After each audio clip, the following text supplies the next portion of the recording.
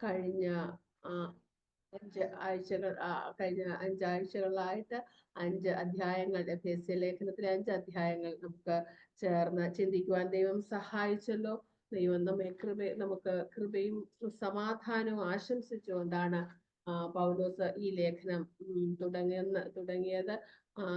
ഇവിടെ നമുക്ക് കാണുവാൻ സാധിക്കുന്നത് പലവിധ വിഷയങ്ങൾ, ഒന്നായി തീരുന്ന ഒരു ഒന്നാക്കലിന്റെ ഏകീകരണത്തിന്റെ സുവിശേഷം, ഒരു ഉപദേശമാണല്ലോ നാം എഫേസ്യ ലേഖനത്തിൽ പഠിച്ചത്. അപ്പോൾ നമുക്ക് 1-ാം അധ്യായത്തിൽ നമ്മുടെ മുൻ നിയമനത്തെ കുറിച്ച് നാം പഠിച്ചു. ക്രിസ്തുവിൽ നമ്മെ മുൻ നിയമിച്ചിരുന്നതായിട്ട്, ലോകസ്ഥാപനത്തിന് മുമ്പേ ദൈവം നമ്മെ തെരഞ്ഞെടുത്തതായിട്ട് നാം പഠിച്ചു. മാത്രമല്ല ക്രിസ്തു നമുക്ക് നമ്മെ തിരഞ്ഞെടുത്തു, ദത്തെടുത്തു, നമുക്ക് അവകാശമില്ലാത്ത പലതിനും അവകാശികളാക്കി തീർത്തു, വിശുദ്ധന്മാരുടെ സഹപൗരന്മാരാക്കി നമ്മെ തീർത്തു, ദൈവത്തിന്റെ ഭവനക്കാരാക്കി തീർത്തതായിട്ട് നമുക്ക് പഠിക്കുവാൻ സാധിച്ചു. മാത്രവുമല്ല നമുക്ക് കർത്താവ് വിവിധങ്ങളായ അവകാശങ്ങൾ, ദൈവത്തിന്റെ ഭവനത്തിന്റെ അവകാശിയായി തീർത്തതോടെ അതുമൂലം നമുക്ക് വിവിധങ്ങളായ ദൈവത്തിന്റെ അവകാശത്തിന് നമ്മെ ആയി നമുക്ക് കാണുവാൻ സാധിച്ചു. ഞാൻ 1 സെക്കൻഡ് ജസ്റ്റ് ലൈറ്റ് ഒന്നിട്ടോട്ടെ.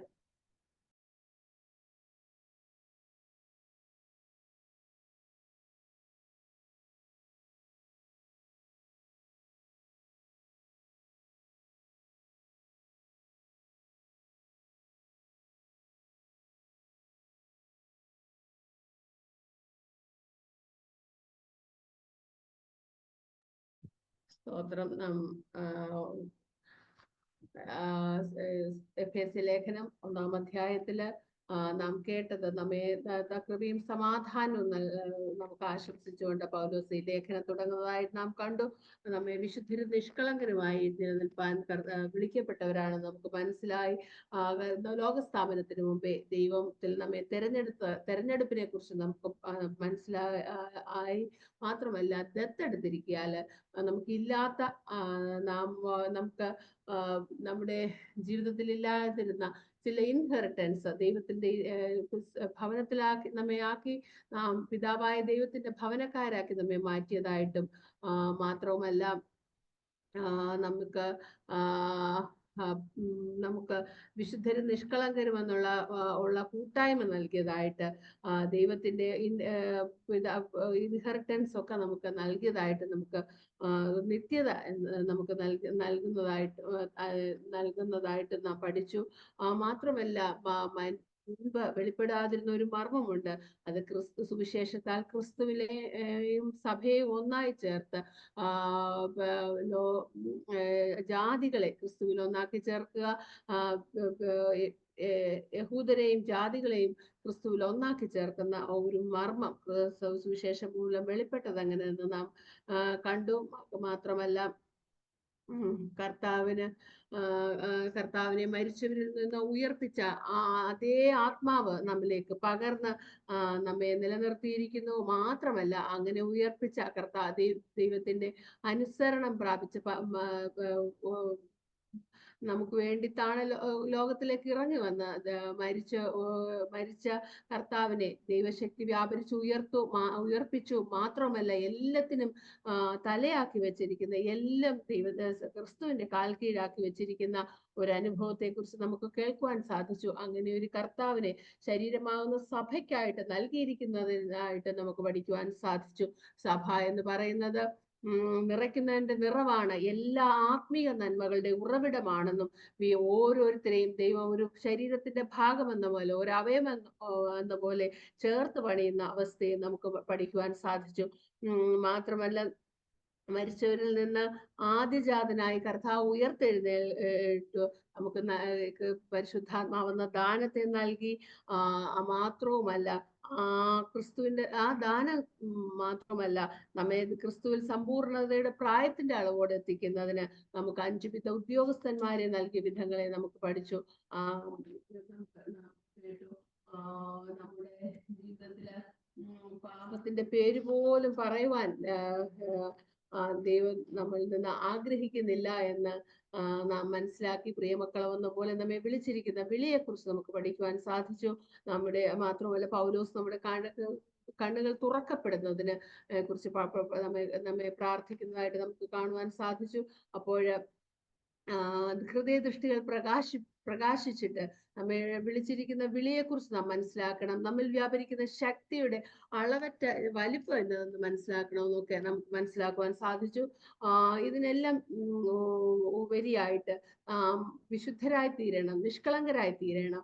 ആയതുകൊണ്ട് തന്നെ നമ്മിൽ പാപത്തിന്റെയോ അശുദ്ധിയുടെയോ പേർ പോലും നമ്മുടെ ഇടയിൽ ദൈവം ആഗ്രഹിക്കുന്നില്ല എന്ന് നമുക്ക് മനസ്സിലാക്കുവാൻ സാധിച്ചു.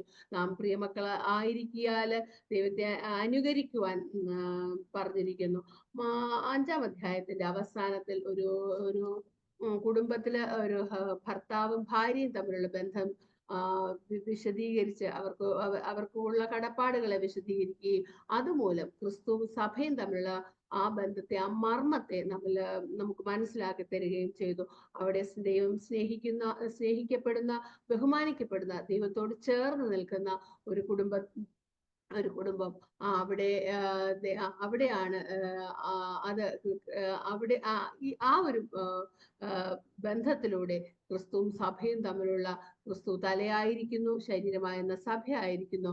ക്രിസ്തു ദൈവത്തിന് പിതാവായ ദൈവത്തിന് കീഴ്പ്പെട്ടിരുന്ന് ലോകത്തിന് മേലേക്ക് വന്ന് മരിച്ചതുപോലെ ഒരു ത്യാഗ മനോഭാവം, അങ്ങനെ ഒരു മനോഭാവം ഒരു ക്രിസ്തീയ കുടുംബത്തില് ഒരു ഭർത്താവിൽ നിന്ന് ദൈവം ആഗ്രഹിക്കുന്നതായിട്ട് നമുക്ക് മനസ്സിലാക്കി.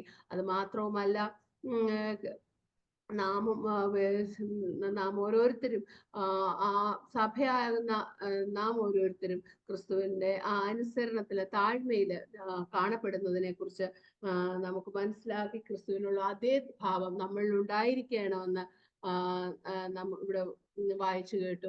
ഇവിടെ പൗലോസ് നമ്മുടെ ദൈനംദിന ജീവിതത്തിലെ ബന്ധങ്ങളെ ഇവിടെ നമുക്ക് മനസ്സിലാക്കി തരുന്നു. നമ്മുടെ ജീവിതത്തിൽ ദൈവത്തോടും പരിശുദ്ധാത്മാവിനോടും നാം എങ്ങനെ അടുത്തിരിക്കണം എന്നുള്ളത് നാം ഈ ദിവസങ്ങളിൽ പഠിക്കുകയുണ്ടായി. ഈ ലോകത്തിൽ നമുക്ക് ഏർപ്പെടുത്തിയിരിക്കുന്ന ബന്ധങ്ങളിലൂടെ ക്രിസ്തുവും സഭയും തമ്മിലുള്ള ബന്ധത്തെ നമുക്ക് മനസ്സിലാക്കുവാൻ സാധിച്ചു. ഇവിടെ സ്നേഹത്തിന്റെയും സബ്മിഷൻ അല്ലെങ്കിൽ അനുസരണത്തിന്റെയും ഒരു ബന്ധം, അതിലൂടെ ഉളവാകുന്ന ഒരു റെസ്പെക്റ്റിലൂടെയാണ് ഈ ബന്ധങ്ങളെല്ലാം ചേർന്ന് പോകുന്നതെന്ന് നമുക്ക് മനസ്സിലാക്കുവാൻ സാധിച്ചു. ക്രിസ്തുവിനെ സഭയും സംബന്ധിച്ചുള്ള ആ വലിയ മർമ്മം ഈ നമുക്ക് മനസ്സിലാക്കി തന്നു. ഇവിടെ ഒരു സ്നേഹിക്കുവാൻ ഒരു ഭൂമിയിലെ ഒരു ഭർത്താവിന്, ഒരു കുടുംബത്തിലെ ഭർത്താവിനോട് ദൈവം കൽപ്പിക്കുന്നു, ഈ വചനത്തിലൂടെ കൽപ്പിക്കുന്നു. മാത്രമല്ല ഇവിടെ ക്രിസ്തുവിന്റെ അനുസരണം ഒരു ഭാര്യയിലും പെടണമെന്നും റെസ്പെക്ട് ചെയ്യണമെന്നും നാം പഠിച്ചു. ഇതെല്ലാം എങ്ങനെ ഒരു ക്രിസ്തുവിനോട് ചേർന്ന് ഒരു സഭ രൂപപ്പെടുന്നതിനെ കുറിച്ചാണെന്ന് നമുക്ക് മനസ്സിലാക്കുവാൻ സാധിച്ചു. ഇവിടെ 6-ാം അധ്യായത്തിൽ നാം വായിക്കുന്നത് മക്കളെ, ഈ ഹസ്ബൻഡ് ആൻഡ് വൈഫിന് കൊടുത്തിരിക്കുന്ന നിർദ്ദേശങ്ങൾക്ക് ശേഷം, മക്കളെ നിങ്ങളുടെ അമ്മയപ്പന്മാരെ കർത്താവിൽ അനുസരിക്കുവിൻ, അത് ന്യായമല്ലോ. നിങ്ങൾക്ക് നന്മയുണ്ടാകുവാനും നീ ഭൂമിയിൽ ദീർഘായുസോടിരിക്കാനും നിന്റെ അപ്പനെയും അമ്മയും ബഹുമാനിക്കുക എന്നത് വാഗ്ദത്തത്തോടു കൂടിയ ആദ്യ കൽപ്പനയാകുന്നു. പിതാക്കന്മാരെ നിങ്ങളുടെ മക്കളെ കോപിപ്പിക്കാതെ കർത്താവിന്റെ ബാലശിക്ഷയിലും പഥ്യോപദേശത്തിലും പോറ്റി വളർത്തുവിൻ. ഇവിടെ നാം ഹസ്ബൻഡ് ആൻഡ് വൈഫിന് കൊടുത്ത അതേപോലെ തന്നെ രണ്ട് ഭാഗത്തു നിന്നുണ്ട്, മക്കൾക്കും അമ്മയപ്പന്മാർക്കും. ഇവിടെയും പൗലോസ് വേണ്ട ഉത്തരവാദിത്വത്തെ കുറിച്ച് ക്രിസ്തുവിൽ എങ്ങനെയായിരിക്കണം എന്നുള്ളതിനെ കുറിച്ച് പറയുന്നു. പ്രത്യേകിച്ച് കുഞ്ഞുങ്ങളോട് പറയുകയാണ്, ഒബേ യുവർ പേരൻസ്, നിങ്ങളുടെ അമ്മയപ്പന്മാരെ കർത്താവിൽ അനുസരിപ്പീൻ. അപ്പനെ മാത്രമല്ല അമ്മയെ മാത്രമല്ല രണ്ടുപേരെ ഒരുപോലെ കർത്താവിൽ അനുസരിക്കണമെന്ന് ഇവിടെ പറയുകയാണ്. കർത്താവിൽ എന്നുള്ളതില് പലപ്പോഴും നമുക്ക് അവിടെ ഒരു എക്സംഷൻ ഒരു ആ വാക്കില് ഉള്ളത് ദൈവഹിതമല്ലാത്ത കാര്യങ്ങളിൽ അനുസരിക്കാതെ ദൈവഹിതപ്രകാരമുള്ള ദൈവത്തിന്റെ കൽപ്പനകൾ അനുസരിച്ചുള്ള ഒരു അനുസരണം മക്കളിൽ നിന്ന് എല്ലാം പ്രതീക്ഷിക്കുകയാണ്. നമുക്കറിയാം, നാം ഓരോരുത്തരും മക്കളാണ്. ഇവിടെ വളരുന്ന കുഞ്ഞുങ്ങളോടാണ് പ്രത്യേകിച്ച് പറയുന്നതെങ്കിലും നാം ഓരോരുത്തരും മക്കളാണ്. നാം കർത്താവിന്റെ മക്കളാണ്. മാത്രമല്ല, നാം ഭവനത്തിലും നമ്മുടെ മാതാപിതാക്കൾക്ക് നാം ഓരോരുത്തരും മക്കളാണ്. ഇവിടെ ഒരു അനുസരണം നമുക്ക് വചനത്തിലൂടെ പഠിപ്പിച്ചു തരികയാണ്. മാത്രം ഈ അനുസരണത്തിൽ ഒരു വാഗ്ദത്തമുണ്ട്. അതായത് നാം ദീർഘായുസോടിരിക്കുവാന്, നമുക്ക് ദീർഘായുസ് ഉണ്ടാകുവാൻ അവിടെ ഒരു വാഗ്ദത്തത്തോടുകൂടി ആദ്യ കൽപ്പനയാണ് എന്ന് നമുക്ക് കാണുവാൻ സാധിക്കുന്നു. ഇവിടെ നമുക്ക് അത് മാത്രമല്ല, because it's a right thing. ഇതൊരു അത് മക്കളെ, നിങ്ങളുടെ അമ്മയപ്പന്മാരെ കർത്താവിൽ അനുസരിപ്പീൻ, അത് ന്യായമല്ലോ. ന്യായമായ ഒരു കാര്യം, ദൈവവചനപ്രകാരം അത് ഒരു റൈറ്റ് ആയിട്ടല്ല, ന്യായമായിട്ടുള്ള ഒരു കാര്യമാണ്. മാത്രമല്ല, ലോകത്തിലാണെങ്കിലും ലോകത്തിലെ റൂൾ അനുസരിച്ചും ഒരു ന്യായമായ ഒരു കാര്യമാണ് അപ്പനെയും അമ്മയും ബഹുമാനിക്കുക എന്നുള്ളത്. അങ്ങനെ രണ്ട് രീതിയിലും ഒരു ന്യായമായ ഒരു കാര്യമാണ് ഇവിടെ പൗലോസ് രേഖപ്പെടുത്തിയിരിക്കുന്നത്. അതുകൊണ്ട് നാം അപ്പനെയോ അമ്മയും കർത്താവിൽ അനുസരിപ്പാൻ ബാധ്യസ്ഥരാണ്.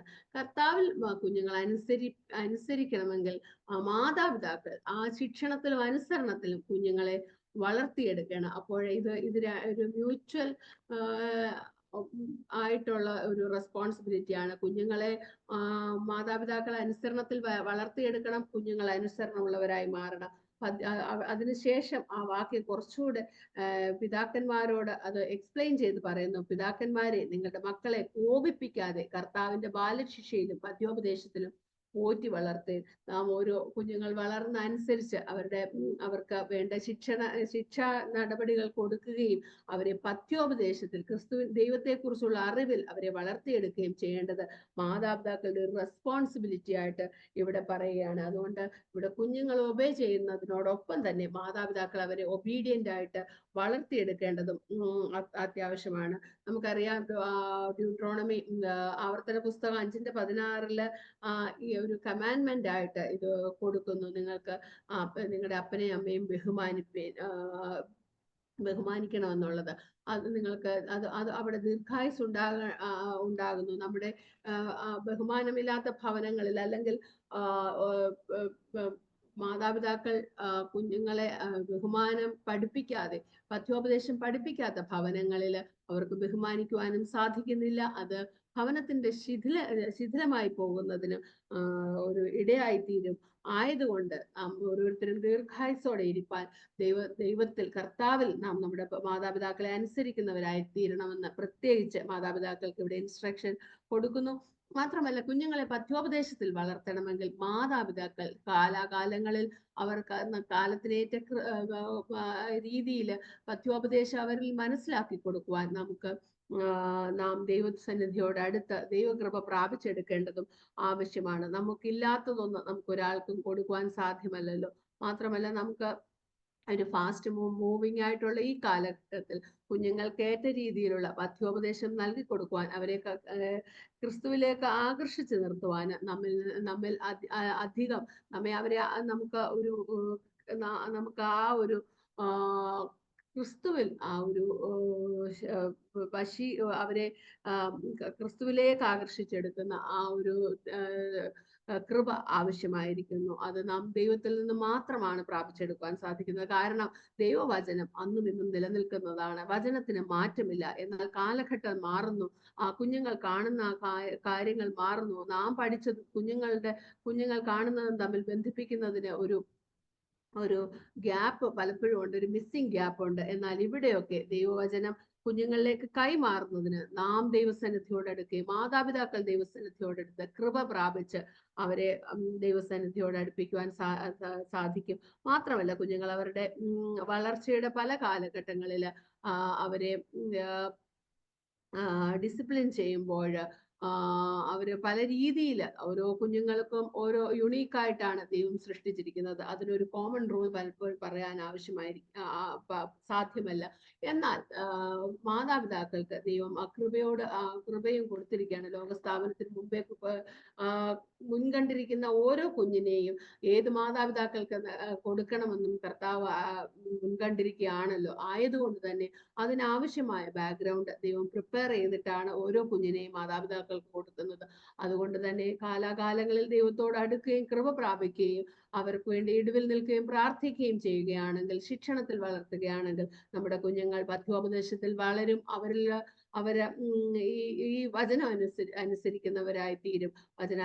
വചനം അനുസരിക്കുന്നില്ല എങ്കിൽ ഇത് ദൈവത്തിന്റെ ഹിതമാണോ, ദൈവം ഇതിൽ പ്രസാദിക്കുമോ ഒരു ചോദ്യം നാം അവരിലേക്ക് ഉന്നയിക്കുകയാണെങ്കിൽ അങ്ങനെ പലപ്പോഴും നമുക്ക് അവരെ കർത്താവിലേക്ക് ആകർഷിക്കുവാൻ സാധിക്കും. പ്രത്യേകിച്ച് പിതാക്കന്മാരോട് ഇവിടെ അവരെ പഥ്യോപദേശത്തിലും ബാലശിക്ഷയിലും പോറ്റി വളർത്തുവാൻ പറയുകയാണ്. പിതാക്കന്മാരെന്ന് പറയുമ്പോൾ ഓരോ കുടുംബത്തിന്റെ എക്സാമ്പിൾ ആയിട്ടാണ് ദൈവം വച്ചിരിക്കുന്നത്. അതുകൊണ്ട് തന്നെ അവരുടെ ആത്മീയ ജീവിതത്തിൽ അവർ പ്രത്യേകം ശ്രദ്ധിക്കുവാനായിട്ട് അവിടെ പ്രത്യേകമായിട്ട് പിതാക്കന്മാരെ അവിടെ പൗലോസ് ഉദ്ബോധിപ്പിക്കുകയാണ്. അവിടെ നാം ദൈവത്തിന്റെ കൃപാസനത്തോട് അടുത്ത് ചെന്ന് ഇങ്ങനെ ഒരു ആത്മീയമായിട്ട് നാം ഒരു മോഡലായിരിക്കുന്നതിന് ദൈവസന്നിധിയിൽ കൃപ പ്രാപിച്ചെങ്കിൽ മാത്രമേ നമുക്കത് സാധ്യമാകുകയുള്ളൂ. നമുക്ക് ഒരു മനസ്സിലാക്കി ഒരു സബ്മിഷന്റെയും സ്നേഹത്തിന്റെയും ഒരു റെസ്പെക്റ്റിന്റെയും ചേർന്ന ഒരു റിലേഷൻഷിപ്പാണ് ക്രിസ്തീയ റിലേഷൻഷിപ്പുകളെല്ലാം എന്ന് നമുക്ക് മനസ്സിലാക്കി. അപ്പോൾ തന്നെ നമ്മുടെ സ്വയത്തിൽ നമുക്കൊരു ക്രിസ്തുവിനെ പോലെ ആയിത്തീരുവാൻ സാധ്യമല്ല. ഒരു ഭർത്താവിന് ക്രിസ്തുവിനെ പോലെ ആയിത്തീരാൻ സാധ്യമല്ല. ഒരു ഭാര്യയ്ക്ക് ക്രിസ്തുവിനെ പോലെ അനുസരണത്തിലും റെവറൻസിലും മുന്നോട്ട് പോകാൻ സാധ്യമല്ല. ഒരു കുഞ്ഞുങ്ങൾക്ക് ഈ പറയുന്ന ദൈവം ആഗ്രഹിക്കുന്നത് പോലെ മാതാപിതാക്കളെ അനുസരിക്കുന്നതിന് സാധ്യമല്ല. എന്നാൽ പരിശുദ്ധാത്മാവിന്റെ പ്രവർത്തനത്തിലൂടെയും ദൈവത്തിന്റെ കൃപയിലൂടെയും മാത്രമേ ദൈവം ആഗ്രഹിക്കുന്നത് പോലെയുള്ള ഒരു അനുസരണത്തിലേക്ക് എല്ലാ കുഞ്ഞുങ്ങൾക്കും ഓരോ കുഞ്ഞിനും കടന്നു വരുവാൻ സാധ്യമാകുകയുള്ളൂ. കാരണം നമ്മള് ഇൻബിൽറ്റ് ആയിരിക്കുന്ന സ്വഭാവം നമുക്ക് അനുസരണക്കേടിൻ്റെതാണ്. നാം 2-ാം അധ്യായത്തിൽ അത് പ്രത്യേകിച്ച് വായിച്ചു. അതിക്രമങ്ങളാലും പാപങ്ങളാലും മരിച്ചവരായിരുന്നു നമ്മിൽ മുമ്പേ ഈ ലോകത്തിന്റെ കാലഗതി ആകാശത്തിന്റെ അധികാരത്തിനും അനുസരണക്കേടിന്റെ മക്കളിൽ ഇപ്പോൾ വ്യാപരിക്കുന്ന ആത്മാവിനും അധിപതിയായവനെയും അനുസരിച്ച് നടന്ന ഒരു പ്രകൃതമായിരുന്നു നമ്മിലുള്ളത്. ആയതുകൊണ്ട് തന്നെ ക്രിസ്തുവിന്റെ അനുസരണം നമ്മളിലും കുഞ്ഞുങ്ങളിൽ കാണപ്പെടണമെങ്കിൽ ആ കർത്താവിന്റെ കൃപയിലേക്ക് ചെന്നാൽ മാത്രമേ, ദൈവകൃപ കൊണ്ട് മാത്രമേ, പരിശുദ്ധാത്മാവിന്റെ നമ്മിൽ പകർന്നിരിക്കുന്ന പരിശുദ്ധാത്മാവിന്റെ ശക്തി കൊണ്ട് മാത്രമേ അത് സാധ്യമാവുകയുള്ളൂ. ആയതുകൊണ്ട് തന്നെ ഈ നാളുകളിൽ പരിശുദ്ധാത്മാവിന്റെ സഹായത്തോടെ നമുക്ക് ആ ക്രിസ്തു ആഗ്രഹിക്കുന്ന പോലെയുള്ള ഒരു വളർച്ചയിലേക്ക്, ഒരു പക്വതയിലേക്ക് നാം എത്തേണ്ടതുണ്ട്. അതിനുശേഷം ദാസന്മാരെ ജഡപ്രകാര യജമാനന്മാരായവരെ ക്രിസ്തുവിനെ പോലെ തന്നെ ഹൃദയത്തിൽ ഏകാഗ്രതയിൽ ഭയത്തോടും വിറയലോടും കൂടെ അനുസരിക്കുകയും മനുഷ്യരെ പ്രസാദിപ്പിക്കുന്നവരെ പോലെ ദൃഷ്ടിസേവകളാലല്ല, ക്രിസ്തുവിന്റെ ദാസന്മാരെ പോലെ ദൈവേഷ്ടം മനസ്സോട് ചെയ്തും മനുഷ്യരെയല്ല കർത്താവിനെ തന്നെ പ്രീതിയോടെ സേവിച്ചും കൊണ്ട് അനുസരിപ്പിൻ. ദാസനോ സ്വതന്ത്രനോ ഓരോരുത്തൻ ചെയ്യുന്ന നന്മയ്ക്ക് കർത്താവിൽ നിന്ന് പ്രതിഫലം പ്രാപിക്കുമെന്ന് നിങ്ങൾ അറിയുന്നല്ലോ. യജമാനന്മാരെ അവരുടെയും നിങ്ങളുടെയും യജമാനൻ സ്വർഗത്തിലുണ്ടെന്നും അവന്റെ പക്കൽ മുഖവൃക്ഷമില്ല എന്നും അറിഞ്ഞുകൊണ്ട് അങ്ങനെ തന്നെ അവരോട് പെരുമാറുകയും ഭീഷണി വാക്ക് ഒഴിവാക്കുകയും ചെയ്യുവിൻ. ഇവിടെ അടുത്ത ഒരു റിലേഷൻഷിപ്പ് ദാസനും യജമാനനും തമ്മിൽ എങ്ങനെയായിരിക്കണം? ആ കാലങ്ങളിൽ അടിമത്തം നിലനിന്നിരിക്കുന്ന ബോണ്ട് സെർവൻസ് ഒക്കെ ഉണ്ടായിരുന്ന ഒരു കാലഘട്ടത്തിലാണ് ഈ അധ്യായം എഴുതുന്നത്. അപ്പോൾ ഒരു ബോണ്ട് സെർവന്റിനോട് അവന് ഒരു ഭയത്തോടെയല്ല, എന്നാൽ ക്രിസ്തു അങ്ങനെ എനിക്ക് സ്വർഗത്തിലൊരു യജമാനനുണ്ട്, നമ്മെ കാണുന്ന ഒരു ദൈവമുണ്ട് എന്നുള്ള ഒരു തിരിച്ചറിവോട് നാം നമ്മുടെ യജമാനന്മാർക്ക് കീഴടങ്ങിയിരിക്കുവാനാണ് പറഞ്ഞിരിക്കുന്നത്. നമ്മിൽ കാണേണ്ടുന്ന ഭാവം, നാം ഒരു അനുസരണം കാണിക്കുമ്പോൾ, ഭയം കാണിക്കുമ്പോൾ നമ്മിൽ എന്ത് ഭാവത്തോടെയാണ് ക്രിസ്തുവിന്റെ ഭാവം, നാം കാണുന്ന ഒരു ദൈവമുണ്ടെന്നും നാം ദൈവത്തിനെ പ്രസാദിപ്പിക്കുന്ന ഒരു ഭാവത്തോടെയാണ് നാം അനുസരണമുള്ളവരായി തീരേണ്ടതെന്ന് ഇവിടെ പറയുന്നു. മാത്രമല്ല, യജമാനന്മാരോട് നമുക്കും സ്വർഗത്തിലൊരു യജമാനൻ ഉണ്ട് എന്നുള്ള അറിവോടെ നാം അനുഭവിക്കുന്ന നന്മകൾ പോലെ തന്നെ നമുക്ക് നമ്മുടെ കയ്യിൽ നൽകിയിരിക്കുന്ന അല്ലെങ്കിൽ നമുക്ക് റൂൾ ചെയ്യാവുന്ന നമ്മുടെ ദാസന്മാരോടും ആയിരിക്കുവാനാണ് ഈ വചനത്തിലൂടെ പറയുന്നത്. ദാസനായാലും യജമാനനായാലും നാം ലോകത്തിൽ ഏതവസ്ഥയിലായിരുന്നാലും നമ്മള് ദൈവിക റെസ്പോൺസിബിലിറ്റി ദൈവം ആക്കി വെച്ചിരിക്കുന്നതിനെ കുറിച്ച് നമ്മെ എന്തിനധിപതിയായിരിക്കുന്നു ആ റെസ്പോൺസിബിലിറ്റിയോടെ ദൈവം നമ്മെ കാണുന്നു എന്ന ബോധത്തോടെ നാം ഈ ലോകത്തിൽ പ്രവർത്തിക്കുവാനായിട്ട് നമ്മെ ഇവിടെ ഉദ്ബോധിപ്പിക്കുകയാണ്. അപ്പോൾ ഇവിടെ ബന്ധങ്ങളെ കുറിച്ച് വളരെ കൺസേൺഡ് ആയിട്ടാണ് ഉള്ള ഒരു പുസ്തകമാണ് എഫേസ്യ ലേഖനം. ദൈവവും ക്രിസ്തുവും സഭയും തമ്മിലുള്ള ബന്ധത്തെ കുറിച്ച് പറഞ്ഞു. ഭാര്യയും ഭർത്താവും തമ്മിൽ എങ്ങനെയായിരിക്കണം, ഒരു പിതാവും മാതാപിതാക്കളും കുഞ്ഞുങ്ങളും എങ്ങനെയായിരിക്കണം, ദാസനും യജമാനനും എങ്ങനെയായിരിക്കണം, ഇതൊക്കെ വളരെ വ്യക്തതയോടെ എവിടെയും ക്രിസ്തുവിൽ ആക്കപ്പെട്ടിരിക്കുന്ന ഞാൻ ആകുന്നത് കൃപയാലാകുന്നു, എന്നെ ആക്കി വെച്ചിരിക്കുന്നത് കർത്താവാണ് എന്നുള്ള ബോധത്തോടെ നമ്മിൽ വെച്ചിരിക്കുന്ന റെസ്പോൺസിബിലിറ്റി നാം ഏറ്റെടുക്കുകയാണെങ്കിൽ നമുക്കത് ദൈവത്തിനെന്നപോലെ മനസ്സോട് ചെയ്യുവാൻ സാധിക്കും. ഭീഷണി വാക്കുകളെ ഒഴിവാക്കുവാനും മറ്റുള്ളവരോട് കരുണയോട് പെരുമാറുവാനും ഒക്കെ നമുക്ക് സാധിക്കും. 10-ാം അധ്യായത്തിൽ പറയുന്നു, ഒടുവിൽ കർത്താവിനും അവന്റെ അമിത ബലത്തിലും ശക്തിപ്പെടുവിൻ. നമുക്ക് ശക്തിപ്പെടുവാന്, നാം ബലം പ്രാപിക്കുവാന് നമുക്ക് ഈ പുസ്തകം അതിന്റെ അവസാനത്തെ തീമിലേക്ക് കടന്നു വരുമ്പോൾ പൗലോസ് നമ്മോട് പറയുകയാണ്, അവസാനമായിട്ട് ഒരു കാര്യം കൂടെ ഉണർത്തുകയാണ്. നാം ദൈവത്തിൽ ശക്തിപ്പെടണം. നമ്മുടെ ശരീരത്തിന്റെ ബലത്തിൽ ആശ്രയിക്കാതെ, ബുദ്ധിശക്തിയിൽ ആശ്രയിക്കാതെ, നമ്മുടെ പണത്തിൽ ആശ്രയിക്കുന്നവരായിട്ട് ഒന്നുമല്ല, കർത്താവിലും അവന്റെ അമിത ബലത്തിലും ശക്തിപ്പെടുവീനെന്ന് ഇവിടെ പറയുകയാണ്. കാരണം പിശാചിന്റെ തന്ത്രങ്ങളോട് എതിർത്ത് നിൽക്കുവാൻ കഴിയേണ്ടതിന് ദൈവത്തിന്റെ സർവായുധവർഗം ധരിക്കുകയും, ഒരു സർവായുധവർഗം ഇവിടെ ഒരു പടയാളിയെ പോലെ, ഒരു ക്രിസ്ത്യാനിയെ ഒരു പടയാളിയോട് ഉപമിച്ച് ഉള്ള ഒരു വചനഭാഗമാണ് നാം ഇവിടെ കാണുന്നത്. ഒരു പടയാളി തന്റെ കവചവും യുദ്ധത്തിന് ആവശ്യമായുള്ള ആയുധങ്ങളും രക്ഷാകവചവും ഒക്കെ ധരിക്കണമെങ്കിൽ ഒന്നാമതായിട്ട് അവനൊരു ആരോഗ്യം വേണം. അതുകൊണ്ടാണ് നാം കർത്താവിൽ ധൈര്യപ്പെടണമെന്ന് പറയുന്നത്. പവർ ഓഫ് ഹിസ് മൈറ്റ്, ആ മൈറ്റ് എന്ന് പറയുന്നത് ഒരു ആരോഗ്യം ഓവർനൈറ്റ് ഉണ്ടാകുന്ന ഒന്നല്ല. ഇത് നാം ഡേ ടു ഡേ ലൈഫിൽ നമ്മുടെ ജീവിത രീതി, നമ്മുടെ ആഹാര രീതി, നമ്മുടെ ചിന്താ മണ്ഡലങ്ങള്, നമ്മുടെ ആയിരിക്കുന്ന അവസ്ഥ ഒക്കെ അനുസരിച്ചാണല്ലോ നമുക്ക് ഒരു മൈറ്റ് അല്ലെങ്കിൽ ഒരു അമിത ബലം നമ്മിൽ രൂപപ്പെടുന്നത്. നമുക്ക് എന്തെല്ലാം ആർമർ ഉണ്ടായിരുന്നാലും നമുക്കൊരു ബലമില്ല എങ്കിൽ നമുക്കത് ധരിക്കുവാൻ സാധ്യമല്ല. ആയതുകൊണ്ട് ഈ ഒരു ക്രിസ്തുവിലുള്ള ഒരു ബലം നാം കണ്ടെത്തണമെങ്കിൽ എല്ലാ ദിവസവും എല്ലായ്പ്പോഴും നാം ക്രിസ്തുവിൽ ആകുന്നവരാണെങ്കിൽ, ക്രിസ്തുവിനോട് ചേർന്നിരിക്കുന്ന ആണെങ്കിൽ മാത്രമേ നമുക്ക് സാധ്യമാകുകയുള്ളൂ. കർത്താവ് അത് ചെയ്യും, ഞാനത് ചെയ്യും എന്നോ, ക്രിസ്തു എനിക്ക് വേണ്ടി ചെയ്യുമെന്നോ ഞാൻ ചെയ്യുമെന്നോ ഒന്നുമല്ല. എന്നാല് I can do all things through Christ. ആ ഒരു ധൈര്യത്തെയാണ് നാം ഇവിടെ പവർ ഓഫ് ഹിസ് മൈറ്റ് എന്ന് നാം പറയുന്നത്. നമ്മിലെ ബലം കൊണ്ടല്ല, ക്രിസ്തുവിനാൽ നമുക്ക് എല്ലാം സാധിക്കും. നമ്മുടെ ബലം ചോർന്നു പോകുവാൻ ഈ ലോകത്തിൽ വിവിധങ്ങളായ റീസൺസ് ഉണ്ടെന്ന് നമുക്കറിയാം. നമ്മുടെ ജീവിത രീതി, നമ്മുടെ ക്രിസ്തുവിലെ ബലം ക്ഷയിപ്പിച്ചു കളയുന്ന പല കാര്യങ്ങൾ നാം പലപ്പോഴും എക്സ്പീരിയൻസ് ചെയ്യാറുണ്ട്. അതിൽ ചിലതാണ് നാം ധാരാളമായി ആത്മീയ കാര്യങ്ങളിൽ നമ്മൾ ഏർപ്പെടുക. ആത്മീയ കാര്യങ്ങൾ എന്ന് പറഞ്ഞാൽ ദൈവസന്നിധിയിൽ താണിരുന്ന് ദൈവബലം പ്രാപിക്കാതെ, വചനത്തിന്റെ ബലം പ്രാപിക്കാതെ നാം ഓടുന്ന ഒരു ഓട്ടമുണ്ടെങ്കിൽ ശക്തി ചോർന്നു പോകാൻ സാധ്യതയുണ്ട്. മാത്രമല്ല, നാം ഒരുപാട് സംസാരത്തിൽ ഏർപ്പെടുകയാണെങ്കിൽ നമ്മുടെ ശക്തി ചോർന്നു പോകും. മറ്റുള്ളവരുമായിട്ട് നാം വാഗ്വാദത്തിൽ ഏർപ്പെടുകയാണെങ്കിൽ ദൈവിക ബലം അതുമൂലം നശിച്ചു പോകാനുള്ള സാധ്യതയുണ്ട്.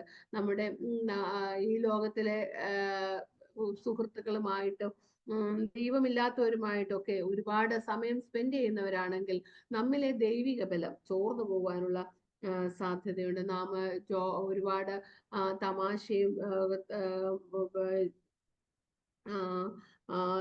ബുദ്ധിഹീനമായ കാര്യങ്ങളും ഒക്കെ പറഞ്ഞ് രസിക്കുന്നവരാണെങ്കിലും ദൈവിക ബലം നമ്മിൽ നിന്ന് ചോർന്നു പോകാനുള്ള സാധ്യതയുണ്ട്. അതുകൊണ്ട് നാം നമ്മുടെ ദൈവിക ബലം ചോർന്നു പോകാതെ അനുദിനം ദൈവസന്നിധിയിൽ ഇരുന്ന് ബലം പ്രാപിക്കേണ്ടത് ആവശ്യമാണ്. നമുക്കറിയാം, ഒരു സൈനികൻ അല്ലെങ്കിൽ ഒരു യോദ്ധാവിന് ഒരു അവരുടെ ഫിസിക്കൽ ടെസ്റ്റ്, അവരുടെ സ്ട്രെങ്തിന്റെ ടെസ്റ്റ് റെഗുലറായിട്ട് നടക്കാറുണ്ട്. അവരുടെ വെയിറ്റ്, ഹൈറ്റ്, അവരുടെ അവരുടെ ശരീരത്തിന്റെ അവസ്ഥകളൊക്കെ സ്ഥിരമായിട്ട് അവര് റിപ്പീറ്റഡ്ലി റെഗുലറായിട്ട് ചെക്ക് ചെയ്യാറുണ്ട്.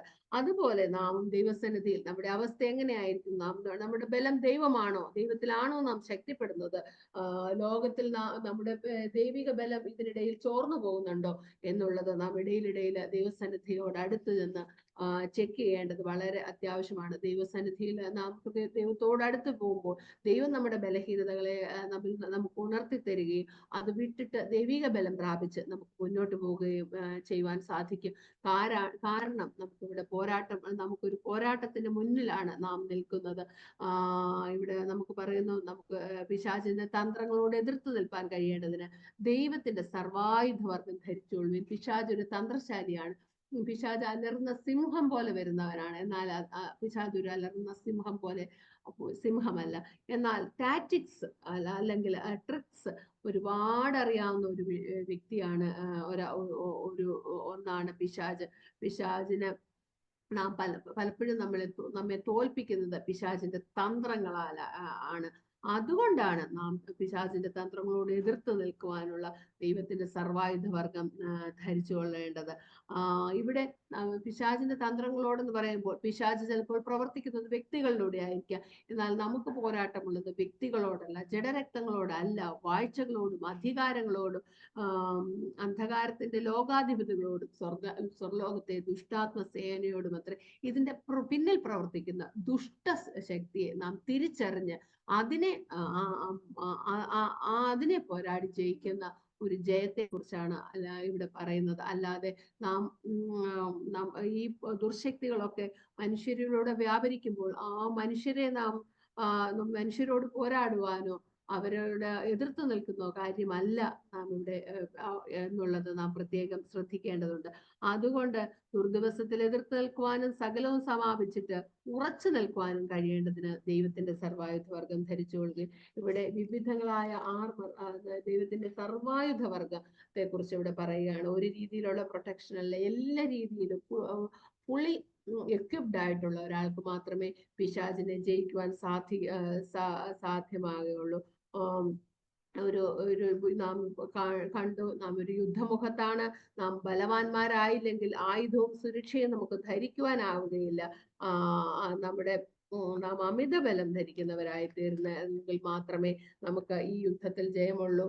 നമ്മുടെ physical exercise, mental strength, muscle power ഒക്കെ ഒരു യുദ്ധത്തില് ഒരു സൈനികനെ യോഗ്യനാക്കുമെങ്കിൽ ആത്മാവിൽ യുദ്ധം ചെയ്യുവാൻ നമ്മുടെ ആത്മീയ കൃപകളും വരങ്ങളും നമ്മുടെ ഒക്കെയാണ് നമ്മെ ശക്തിപ്പെടുത്തുന്നത്. ആയതുകൊണ്ട് ദൈവിക ബലം നാം റെഗുലറായിട്ട് ദൈവസന്നിധിയിൽ ഇരുന്ന് പ്രാർത്ഥിച്ച് ദൈവം ആഗ്രഹിക്കുന്ന പ്രവൃത്തി ചെയ്യുകയാണെങ്കിൽ മാത്രമേ ദൈവിക ബലം നമുക്ക് നേടിയെടുക്കുവാൻ സാധ്യതയുള്ളൂ. ഇവിടെ ഹോൾ ആർമർ എന്ന് പറയുന്നത് മാത്രമല്ല, ആ ദുർദിവസത്തിൽ നാം എതിർത്ത് നിൽപ്പാനും സകലവും സമാപിച്ചിട്ട് ഉറച്ചു നിൽപ്പാൻ, ദൈവത്തിൽ ഉറച്ചു നിൽക്കുന്ന ഒരു അനുഭവത്തിലേക്ക് കടന്നു വരണമെങ്കിൽ നാം ഈ രീതിയിൽ ആത്മാവിൽ പോരാടുവാൻ പ്രാപ്തരായി തീരേണ്ടതുണ്ട്. അതിനുള്ള ആർമറിനെ കുറിച്ച് എന്തൊക്കെയാണ് നമ്മുടെ ഈ ഹോൾ ആർമർ? നമുക്കറിയാം, ഇവിടെ പറയുന്ന സർവായുധ വർഗം എന്ന് പറയുമ്പോൾ ഒരു സെറ്റ് നമ്മെ പ്രൊട്ടക്ട് ചെയ്യുമ്പോൾ മറ്റൊരു സെറ്റ് ആർമർ നമ്മളെ യുദ്ധം ചെയ്യുവാൻ സഹായിക്കുന്നവയാണ്. നമുക്കറിയാം, നമ്മുടെ ആയുധങ്ങളും കവചങ്ങളും ഇത് ചേരുന്നതാണ് സർവായുധ വർഗം. നമ്മളെ ഇവിടെ ദേഹത്തെ കൊന്നുകളയുന്നവനല്ല, ദേഹിയെ കൊല്ലുന്നവനെ നാം ഭയപ്പെടേണ്ടിയിരിക്കുന്നു. മാത്രവുമല്ല, നമുക്ക് നാം ഇവിടെ വായിച്ചു, നമുക്ക് ജഡരക്തങ്ങളോടല്ല പോരാട്ടമുള്ളത്. അത് നാം എപ്പോഴും ശ്രദ്ധിക്കേണ്ടതാണ്. നമുക്ക് വാഴ്ചകളോടും അധികാരങ്ങളോടും സ്വർലോകത്തിലെ ദുഷ്ടാത്മ സേനകളോടും ഈ ഒരു ആത്മമണ്ഡലത്തില് നാം ആത്മാവിന്റെ ശക്തിപ്പെട്ടാൽ മാത്രമേ നമുക്ക് ആത്മാവിലുള്ള യുദ്ധം ചെയ്യുവാൻ സാധിക്കുകയുള്ളൂ. നമുക്കിവിടെ വിവിധങ്ങളായ ആയുധങ്ങളെ കുറിച്ച് നാം അല്ലായെങ്കിൽ സർവായുധ വർഗത്തെ കുറിച്ച് നമുക്ക് താഴോട്ട് വായിക്കുവാൻ സാധിക്കും. നിങ്ങളുടെ അരയ്ക്ക് സത്യം കെട്ടി, സത്യം അരയ്ക്ക് കെട്ടുന്ന സത്യം, നമുക്കറിയാം, നമ്മളൊരു ബെൽറ്റ് ഉപയോഗിക്കുമ്പോൾ അതൊരു ആയുധമായിട്ടല്ല നാം ഉപയോഗിക്കുന്നത്. എന്നാൽ നാം ഇട്ടിരിക്കുന്ന വസ്ത്രം നമുക്ക് തടസ്സമുണ്ടാക്കാതിരിക്കുവാൻ, നമ്മുടെ ശരീരത്തെ കോർഡിനേറ്റഡ് ആയിട്ട് സൂക്ഷിക്കുവാൻ, നമുക്ക് മറ്റ് ആർമർ ഒന്നും ബുദ്ധിമുട്ടുണ്ടാകാതെ അണിയുന്നതിന് നമ്മെ ആ ഒരു ഒരുക്കമായിട്ടാണ് നാം ഇവിടെ ബലം നമ്മുടെ അരയെ ബലപ്പെടുത്തുന്നത്. അപ്പോൾ അരയ്ക്ക് സത്യം കെട്ടുക, ദൈവവചനത്തെയാണ് നാം ഇവിടെ ഇതിലൂടെ സൂചിപ്പിക്കുന്നത്. ദൈവവചനമാകുന്ന വചനത്തിലൂടെ നാം ദൈവവചനത്തിൽ ഒരുക്കപ്പെടുന്നതിനെയാണ് നാം ഇവിടെ അരയ്ക്ക് സത്യം എന്നുള്ള വചനത്തിലൂടെ കാണുന്നത്. നീതി എന്ന കവചം, അവിടെ നമ്മുടെ ബ്രസ്റ്റ് പ്ലേറ്റ് ആയിട്ട് നീതി, റൈച്ചസ്നെസ്, നമ്മുടെ സ്വയനീതി അല്ല അവിടെ ഉദ്ദേശിക്കുന്നത്. എന്നാൽ നാം ക്രിസ്തുവിലൂടെയുള്ള നീതി ലഭിച്ച് ക്രിസ്തുവിലൂടെ നീതി പ്രാപിച്ചവരായിട്ട്, പിശാചിന് പോലും നമ്മിൽ നിന്ന് നമ്മെക്കുറിച്ച് ഒന്നും കളവായി പോലും പറയാനോ ഇല്ലാത്ത രീതിയിൽ നാം നമ്മുടെ പാപങ്ങളിൽ നിന്ന്, നമ്മുടെ അകൃത്യങ്ങളിൽ നിന്ന് നാം കഴുകൽ പ്രാപിച്ച്, വിടുതൽ പ്രാപിച്ച്, ആ ദൈവിക നീതിയെ പ്രാപിച്ചെങ്കിൽ മാത്രമേ നമുക്ക് പിശാചിനോട് എതിർത്ത് നിൽക്കുവാൻ കഴിയുള്ളൂ. മാത്രവുമല്ല, സമാധാന സുവിശേഷത്തിനുള്ള ഒരുക്കം കാലിന് ചെരുപ്പാക്കി. നമുക്കറിയാം, നാം ദൈവവചനത്തിൽ വായിക്കുന്നു, സുവിശേഷം ഘോഷിക്കുന്നവന്റെ കാൽ എത്ര മനോഹരം. അപ്പോ ഇവിടെ നമ്മുടെ ഫൂട്ടിങ് നമുക്കറിയാം സുവിശേഷത്തിലാണ്. എങ്കിൽ മാത്രമേ നമുക്ക് പിശാചിനോട് എതിർത്ത് നിൽക്കാനൊക്കെ. ഇത് നമുക്ക് സുവിശേഷത്തിൽ നാം അതിനെക്കുറിച്ച് വായിക്കുന്നു. എങ്ങനെയാണ് കർത്താവ് പിശാചിനെ ജയിച്ചത്? അവൻ ദൈവവചനത്തിലൂടെയാണ് പിശാചിനെ ജയിച്ചത്. അപ്പോൾ നാം സുവിശേഷത്തിലൂടെ മാത്രമേ നമുക്കും പിശാചിനെ ജയിക്കുവാൻ, നമ്മുടെ സ്റ്റാൻഡിങ് എപ്പോഴും സുവിശേഷം ആയിരിക്കണം. പിശാചിനോട് എതിർക്കുമ്പോൾ നമ്മുടെ ദൈവവചനമായിരിക്കണം നമ്മുടെ അടിസ്ഥാനം. എല്ലാറ്റിനും മീതെ ദുഷ്ടന്റെ തീയമ്പുകളെ ഒക്കെയും കെടുക്കുവാൻ തക്ക വിശ്വാസം എന്ന പരിചയം എടുത്തുകൊണ്ട് നിൽക്കുകയും, വിശ്വാസം നാം കഴിഞ്ഞ ദിവസങ്ങളിൽ പഠിച്ചു. വിശ്വാസം എന്നതിന് 2 ഹാൻഡ് അല്ലെങ്കിൽ 2 എലമെന്റ് ഉണ്ട്. ഒരു ദൈവിക എലമെന്റും കൂടെ ചേർന്നാൽ മാത്രമേ നമ്മുടെ വിശ്വാസത്തിന്റെ, നമ്മുടെ തീരുമാനത്തിന്റെ ഉറപ്പല്ല, നാം ആരെ വിശ്വസിച്ചിരിക്കുന്നു ആ ദൈവത്തിന്റെ നീതിയും കൂടെ ചേർന്നതാണ് നമ്മിലുള്ള വിശ്വാസം. നാം എത്ര മാനുഷികമായി വിശ്വസിച്ചാലും ആ ദൈവിക കൃപയുടെ പകുതിയും കൂടെ ചേർന്നുള്ള ആ വിശ്വാസം നമ്മെ എല്ലാ തീയമ്പുകളെയും നിർവീര്യമാക്കുന്നു. നമ്മുടെ ദൈവം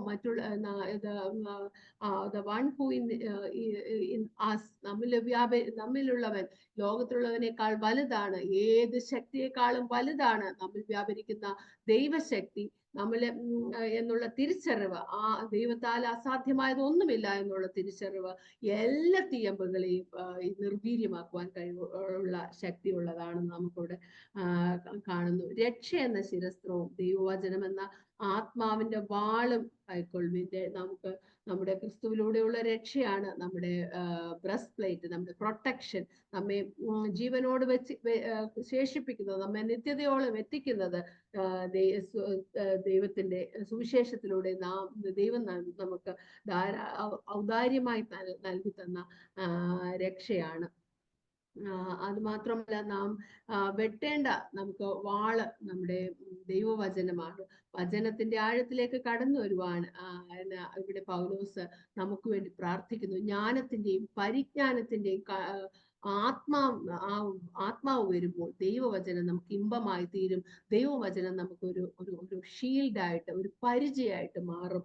അങ്ങനെ ആഴമായൊരു ദൈവവചനത്തെ പഠിച്ചെടുക്കുവാനും അത് നമ്മെ ഈ ലോകത്തിൽ സൂക്ഷിക്കുന്ന ഒരു കവചമായി മാറുവാനും ദൈവം നമ്മെ ഓരോരുത്തരെയും സഹായിക്കട്ടെ എന്ന് ഞാൻ പ്രാർത്ഥിക്കുന്നു.